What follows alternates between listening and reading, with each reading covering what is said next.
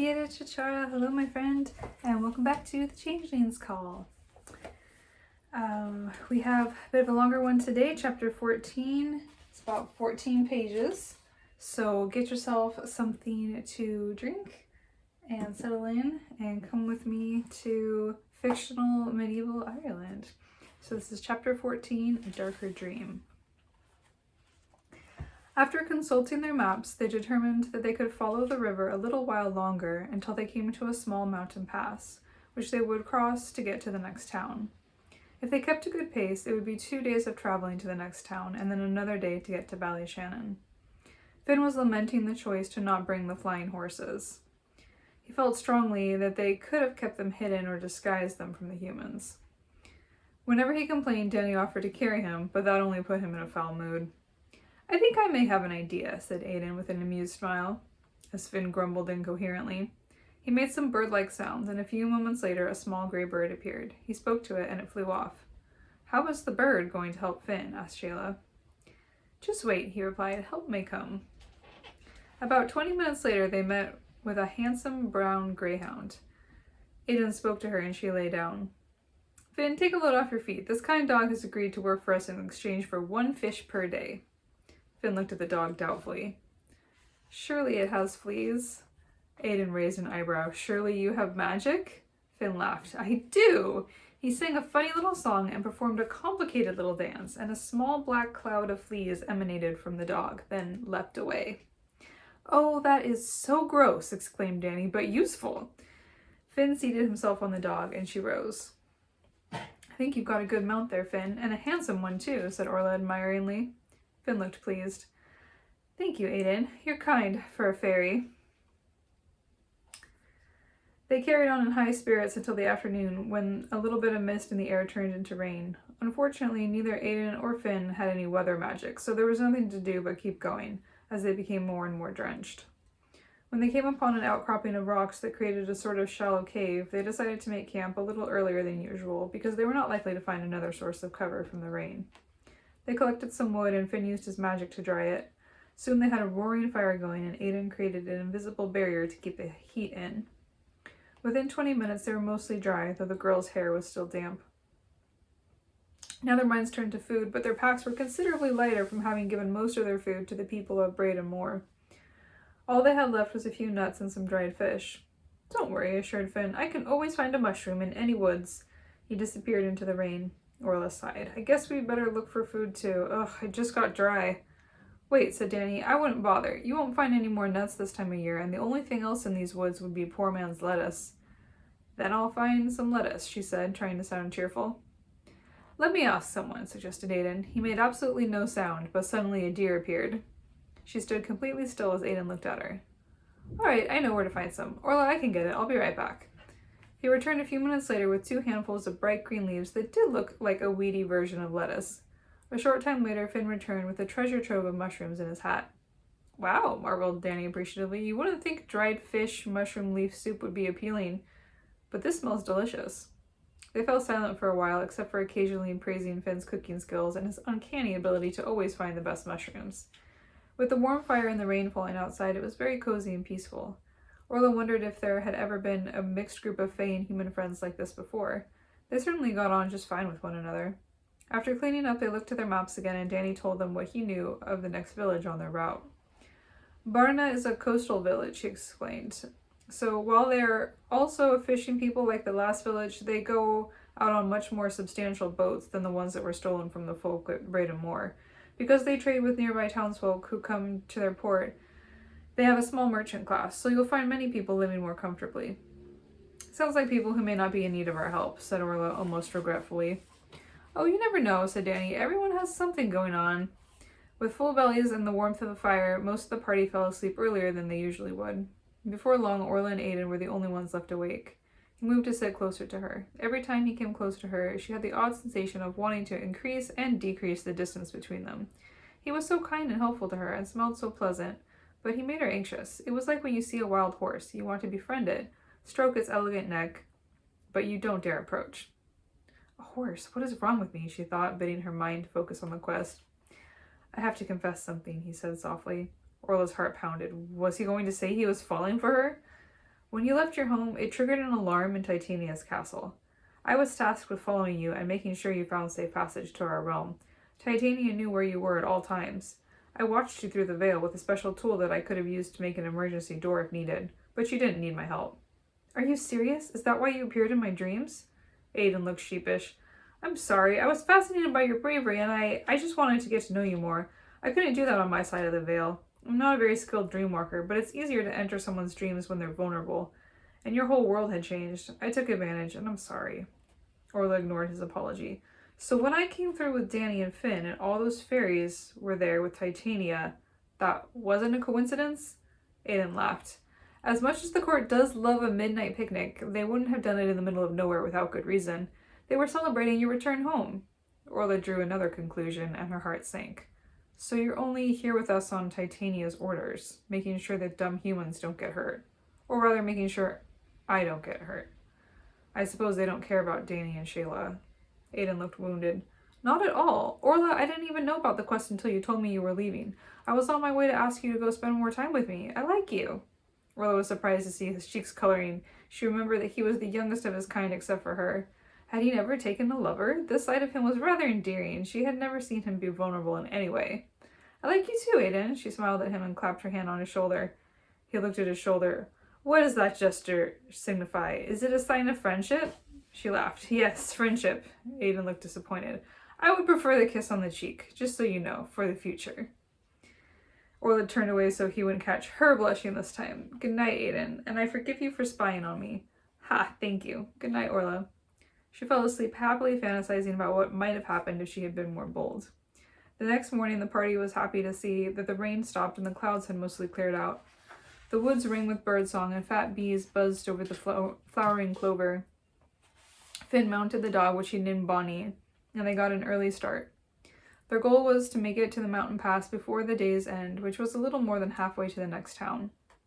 As they walked, Aiden and Danny debated. There's just no way mankind will ever be able to master flight, argued Aiden. And I say there's no way you can say that, countered Danny. Think about how far we've come in the last 200 years. We now have ships that can cross entire oceans. We can cure diseases. We have multi-shot firearms now. I heard there's even a train that operates on steam now. We've conquered land and sea, and you mark my words, the sky is next. Utterly preposterous, exclaimed Aiden. Look at my wings, look! He fanned them out, and they gleamed handsomely in the sunlight. As large as they are, they would be nothing but decoration without magic. No man can support wings that would be large enough to carry his weight, and he has no magic. That's not how we would do it, though, reasoned Danny. We would build machines, great big winged machines. We know how to use wind, and we know how to make an engine, so it's only a matter of time. I may not live to see it, but you will, and when you do, I expect you to come to my grave and tell me I was right. Ha ha. Orla rolled her eyes. You have too much faith in men, Danny. What's next after flight? The moon? She expected him to laugh, but he answered her seriously. I don't think a regular flying ship would get us there. It may need to be a new science altogether. Danny was leading the group, and he was so absorbed in thought that he didn't notice the ground looking different in front of him. Ah! Danny! Orla yelled, halting and stopping Finn and Bonnie from coming any further. Danny had just sunk into the earth amid a flurry of leaves and now was gone from sight. As the dirt and leaves settled, they saw he was in a pit just deep enough to hide a 6-foot person. Aiden knelt and gave him a hand and used his wings to pull him out. I've never seen such a well-disguised trap, marveled Orla. Aiden frowned. That's because it was a product of illusion. It's the max of unseelie magic. The question is, why here, in the middle of nowhere? It's as if they did it just for us. Orla felt a wave of guilt. Was she putting her friends in more danger than she realized? Why would they be targeting us? Aiden frowned. Well, they don't need much reason to cause chaos. That's sort of their thing. But I would say they don't want us to succeed in this quest. They may think that destabilizing the line of succession will weaken the Seelie court, making them easier to attack. They never really accepted their defeat. Shayla had produced water in a clean bit of cloth and was assessing the damage to Danny's arm, which he had scraped trying to break his fall. It's not too deep. I don't think it needs stitches. You'll just have to keep it clean. She tore the cloth into strips and wrapped up the long gash that nearly ran the length of his forearm. Orla breathed a sigh of relief that it hadn't been worse. We'll have to be more careful from now on, warned Finn. Constant vigilance! So they changed their order, having Finn go first and Aiden last, since they would better be able to sense the presence of other magical beings or magical traces. The plan was that if they were ambushed, Aiden would cast a shield around the humans, while Finn would go invisible and attack. Orla was worried that Shayla wouldn't follow the plan, because she'd complained that she wanted to fight too. Even though she and Shayla were the same age and size, Shayla seemed so innocent and sweet, and Orla felt very protective of her. The party was on edge for the next hour or two, but by late afternoon it seemed like nothing else exciting was going to befall them, and they began to relax. Soon they were able to see the mountain pass, and were glad to know that they would reach it well before dark. Knowing that time was on their side, they began to look around for possible sources of food. Finn, of course, found more mushrooms, and Shayla found a beautiful bramble of blackberries, which were now ripe enough that they didn't need Finn's magical aid. The berries grew near a small brook where they were surprised to see some small fish. Danny was able to spear a couple with a long stick he had sharpened with his knife. Orla spotted some dandelions, which were good eaten fresh. By the time they reached the mountain pass, they were in high spirits again, looking forward to the best meal they'd had since leaving the fairy realm. However, Orla couldn't shake the feeling that they were being watched, though she didn't want to say it out loud. Having made good progress, they chose a good camping spot between some old oaks that would give them some shelter should it start to rain again. Shayla went off to collect herbs to make a healing salve. "I'll come with you," Orla said quickly, not wanting to leave her to wander the woods on her own. "All right, we're looking for dandelions, comfrey, and figwort," directed Shayla, happy to have Orla's company. Orla didn't know what comfrey and figwort looked like, but she didn't mention that. "Shayla, I really appreciate you coming. You didn't have to. And you know, if you ever change your mind, you can go back through the veil at any time." Shayla looked hurt. "Don't you want me here?" "No, I do," assured Orla. "I just feel bad for putting everyone in danger. I already feel like you're a sister to me, and I don't want anything to happen to you." Shayla laughed. "Orla, nothing ever has happened to me. Why do you think I wanted to come? Well, I wanted to help you, of course, but I also wanted to find adventure. In fairy culture, being our age makes you practically an infant, and I have never been allowed to do anything dangerous. I have never had any responsibility. It's not any fun." Orla sighed. "I get it, but you know, there's more important things than having fun all the time, like staying alive." Shayla gave her an incredulous look. "Do you think all I care about is fun? That's the most judgmental thing you've ever said to me." This was not going as Orla planned. "No, I don't think that. I'm just worried that we'll meet more bad luck. I want you to get to to your mom's house. I think you'll really like her." Shayla's expression softened. "What is she like?" Orla thought of how her mother used to be, confident, beautiful, and happy, and how she was now that her husband had died and she'd married that awful man. And Orla leaving her without a word had probably not done much to improve her mental state. "Well, she's lovely. She taught me how to sing when I was very small. She's a wonderful cook, and she can make the prettiest dresses out of mere scraps. She's kind, and she always says less than she knows. I'm sure you're going to like her, and she will certainly love you." "And you don't want to stay with her? It would be even better if you stayed with us. I mean, assuming she wants me to stay and live with her," Orla smiled. "I'm sure she will want you to stay. You're her daughter, the only close kin she has left in this world, actually. And yes, I'm pretty sure I don't want to stay, but we'll see if I can even complete this quest. It could be that I end up not even earning my place with the fairies." Shayla rolled her eyes. "Honestly, I don't see how you could fail. You have to do a good deed, and you're a good person. It will come naturally. Look at what we've already done. And also, they didn't even give you a time limit. We could take a year getting that good deed done, and it would still count, right?" Orla laughed without smiling. "Gods, I hope it doesn't take that long. But you're right, we can do this." "Ah, look, comfrey." Shayla bent down and picked a few handfuls of the herb. They weren't able to spot the other herbs, but Shayla said it would be better than nothing. When they returned to the campsite, Finn joined them with 2 fistfuls of dandelions. "Perfect! Thank you, Finn. Now I'll have a really effective healing salve anytime one of us gets hurt." Finn looked disappointed. "I thought we could eat them." "Never mind, I'll go find some more mushrooms." Danny groaned. "I'm getting tired of mushrooms." "Oh, don't complain," Shayla scolded. "We've got those lovely fish, we'll have a fine supper, and by the time we've finished eating, I'll have the salve ready for you." They all busied themselves with fetching water and firewood, while Aiden set up his usual boards around their campsite to keep animals and enemies away. Orla was coming back from getting water and noticed that she couldn't see anyone in the camp anymore. She ran towards it, panicking. Then everyone materialized when she was a few feet away. "Wow, that's a really good illusion you set up, Aiden. I thought you'd all vanished." Aiden shrugged modestly. "It's not that hard. I can show you how once you get your magic." Danny doled out steaming portions of fish stew with mushrooms, and they had perfectly juicy berries for dessert. Bonnie happily accepted the fish heads. After dinner, Shayla applied her salve to Danny's arm and rewrapped it, and he marveled at how soothing it was. Orla thought his praise was a little over the top and wondered if he was trying to flatter her. If he was, it was an effective strategy because Shayla was very pleased with herself. As the stars began to twinkle above them, Finn produced a tiny flute and began to play lively songs. The melody was so vivacious, they all felt compelled to get up and dance. Danny asked Shayla to be his partner, so Orla ended up dancing with Aiden.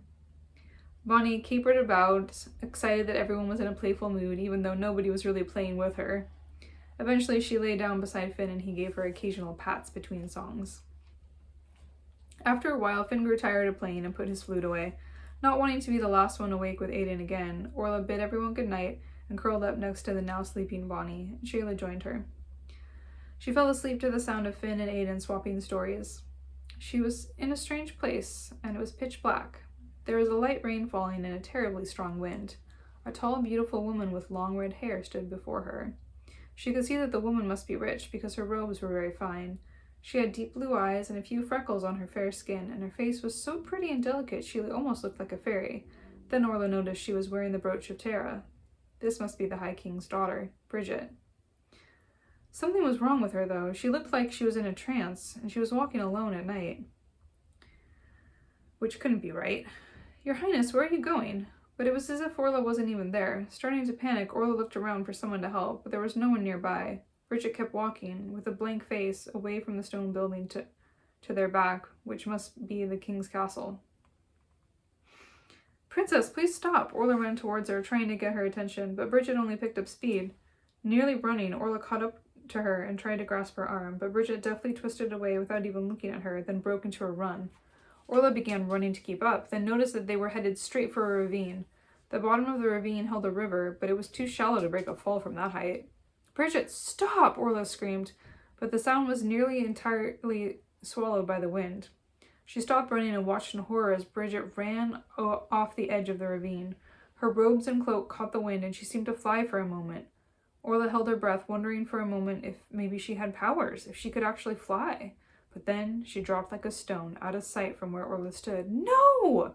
She ran the rest of the distance to the edge, but when she knelt down to look over and try to see Bridget, she was met with a rush of air, and a strange being appeared. He was fair-skinned and handsome, with huge, dark, blue-black wings that looked more like a bat's than a fairy's. He was wearing nothing but black pants, and his face was surrounded by a mane of thick, snarled black hair. His features lost their attractiveness as he smiled, making his mouth far too wide, and she saw that one of his eyes was blue, but the other was golden, giving him a crazed look. He began to laugh, and she felt he was laughing at her. She woke to find Shayla shaking her, and everyone awake and looking at her. The campfire had burned down to embers, but it was not yet light outside. "What was it, lass?" Finn asked softly. "Just a dream," she replied, but everyone could see her shaking. "What did you see?" pressed Finn. "Strong dreams can have dire meanings."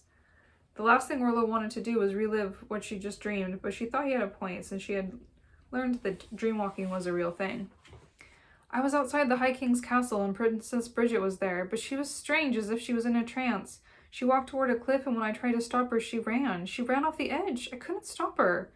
When I tried to see where she had gone, this being flew up toward me and he laughed."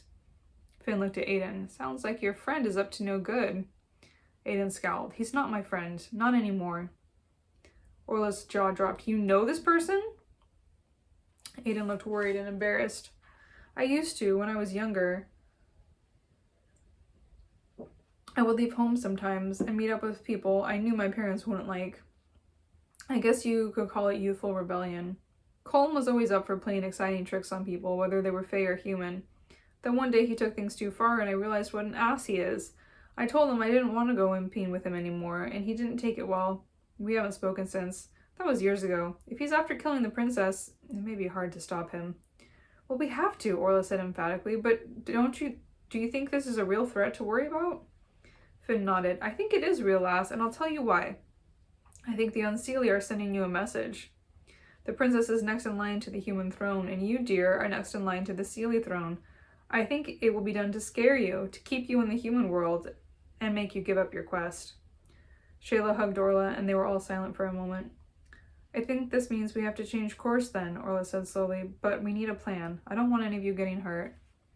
"We can plan as we travel," reasoned Danny. "We're a fair few days' walk from the High King's castle. I reckon it will take us 8 to 10 days to reach it." Orla unconsciously bit her nail, feeling anxiety rise. What if that's too long? We have to go faster. We'll check them up and see if there are any towns on the way where we can get horses, suggested Danny. But for now, let's try to get some more sleep. Everyone agreed, and silence fell as they all relaxed back into sleep. But Orla lay awake for a good hour before going back into a sleep that was mercifully dreamless. Alright. And that's the end of chapter 14. We're about halfway through the book. Thank you so much for reading with me today. Hope you have a great rest of your day, and I'll see you next time for chapter 15. Slan!